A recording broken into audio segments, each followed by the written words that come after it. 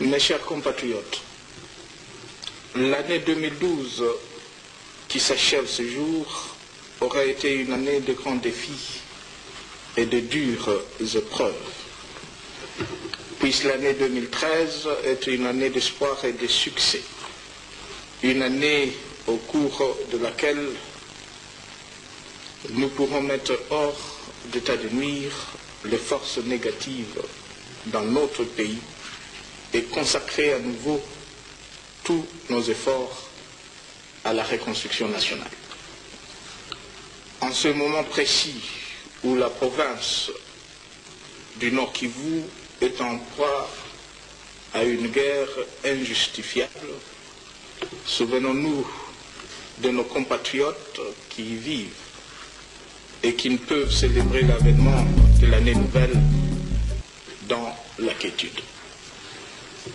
Ayons une pensée pieuse pour ceux d'entre eux qui ont trouvé la mort.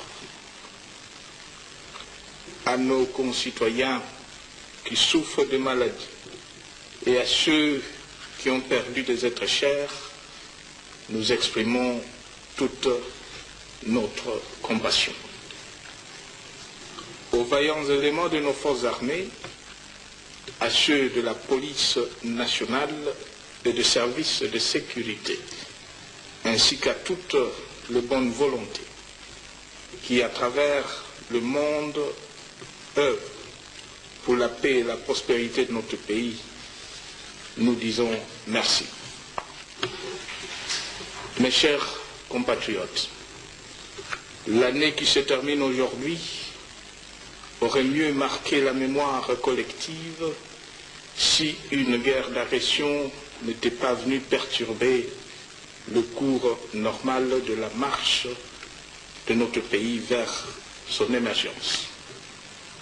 Pendant que toute son énergie consacrée à la reconstruction du pays, le peuple congolais reprenait espoir, les compatriotes se sont laissés entraîner dans des actions de déstabilisation aux conséquences incalculables. Complotant contre la mère patrie, ils se sont fait complices de ceux qui ne veulent pas voir advenir une République démocratique du Congo unie, stable et prospère. Puis ces compatriotes se ressaisir, prendre conscience de tort qu'ils causent à la nation et faire amende honorable.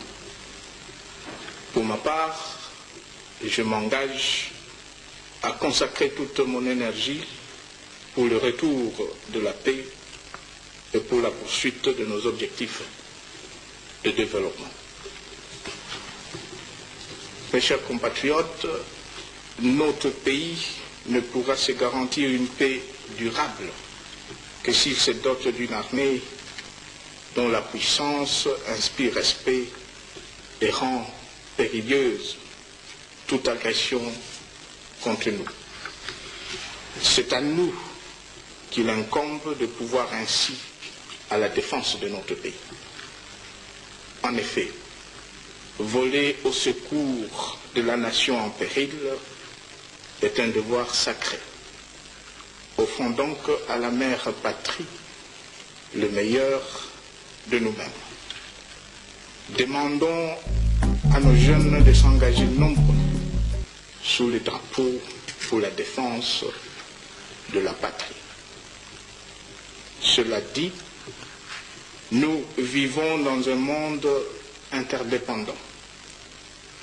Aussi, pour soutenir nos efforts de mobilisation interne, de contacts vont-ils se poursuivre sur le plan diplomatique avec tous les pays qui nous entourent, ainsi qu'avec la communauté internationale. C'est dans ce cadre que j'accueille favorablement l'initiative du secrétaire général des Nations Unies de mettre en place un mécanisme de concertation sur la paix, la sécurité et la stabilité dans le Nord Kivu et dans la région des Grands Lacs. Mes chers compatriotes, la guerre dans laquelle nous sommes entraînés doit être une occasion de nous unir davantage. Quelles que soient nos ambitions en tant que nation, quels que soient les moyens que nous mobiliserons pour atteindre ces ambitions, aucun résultat positif n'est possible dans la division. La diversité de nos tribus, de nos croyances religieuses ou philosophiques et de nos opinions politiques constitue une richesse inestimable pour notre pays. Elle ne doit pas nous distraire du vouloir vivre ensemble qui, en dépit de toute adversité, a toujours caractérisé le peuple congolais.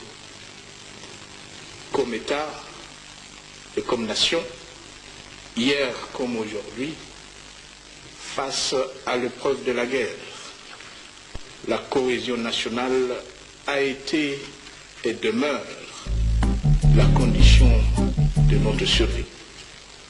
Le bouclier le plus sûr contre toute velléité de balkanisation et de destruction. Cette cohésion postule un patriotisme qui ne s'accommode d'aucune justification de trahison. Un patriotisme qui bannit les divisions et mobilise sans compter pour un Congo à jamais indépendant et indivisible, toujours plus fort et plus prospère. J'exhorte donc chacun de nous à œuvrer pour que l'année nouvelle soit effectivement celle de la cohésion nationale. Dans cette perspective, je confirme l'organisation dès le début de l'année 2013 d'un cadre pour les échanges entre toutes les forces vives de la nation. Mes chers compatriotes, c'est dans les moments de douleur et à travers les épreuves endurées ensemble qu'une nation se cristallise et se consolide.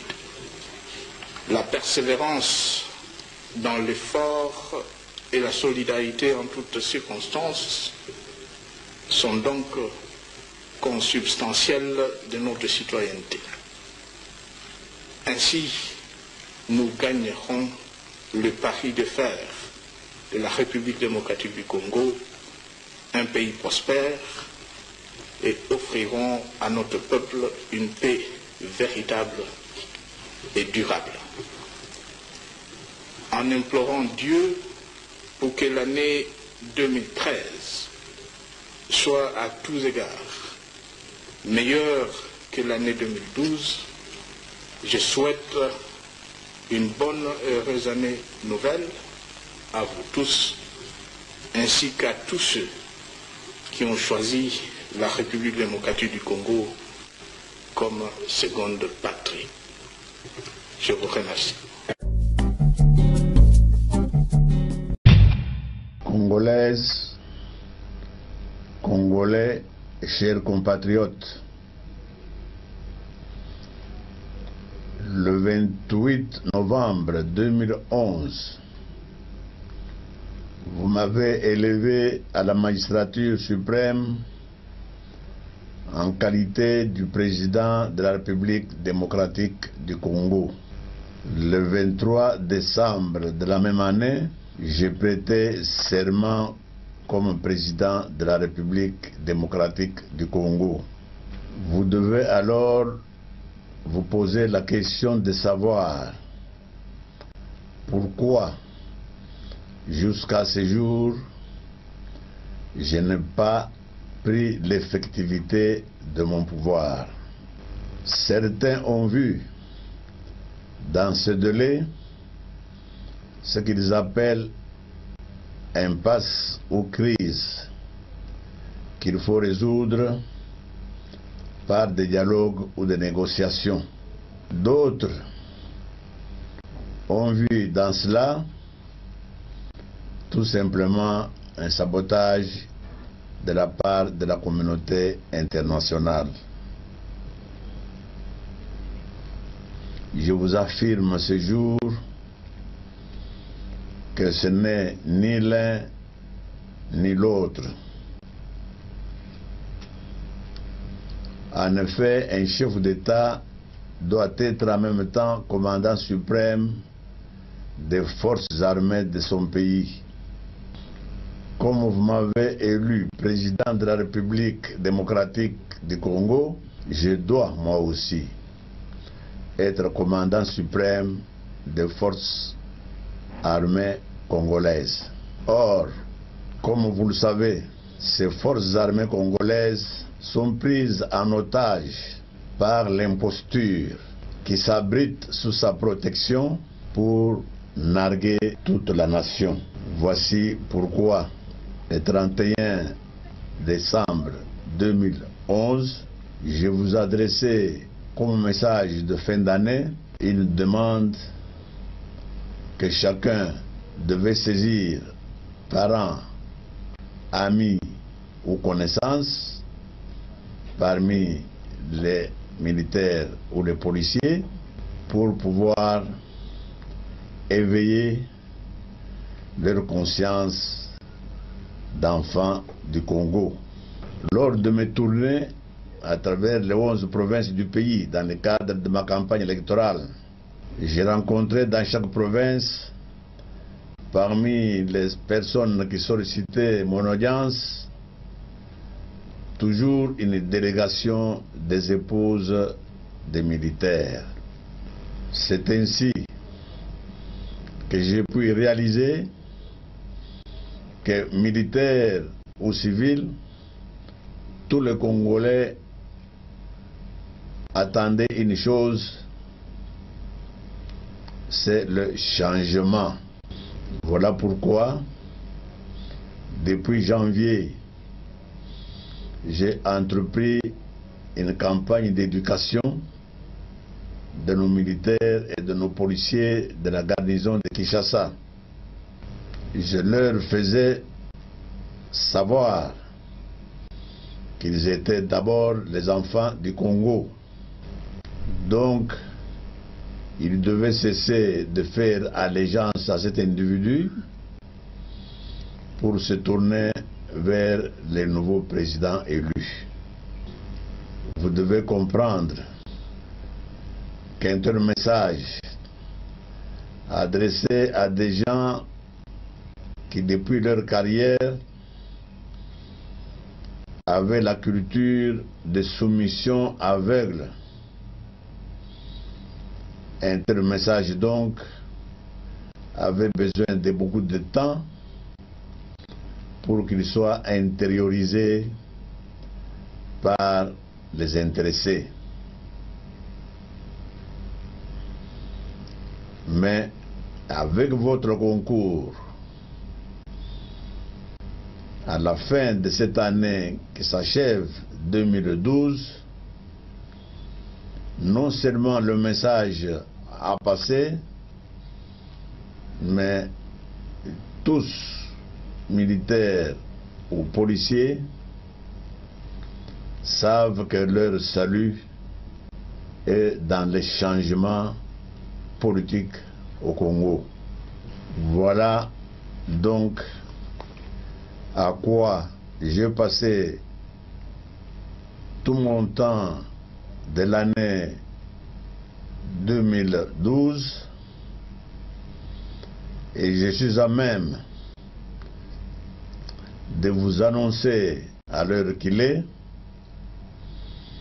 que l'année 2013 sera l'année de libération du Congo de 52 ans de servitude.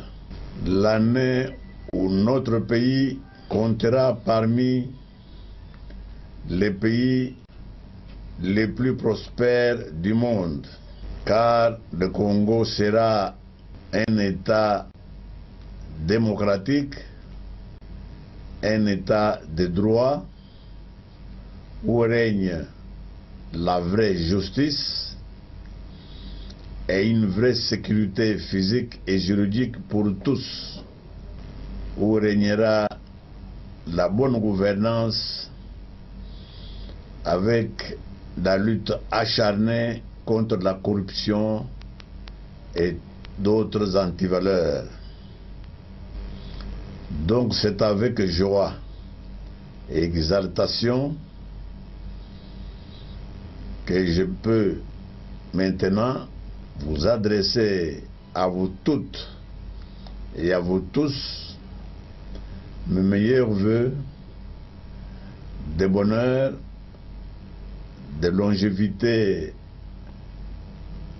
et de prospérité pour l'année qui commence, et que Dieu bénisse la République démocratique du Congo.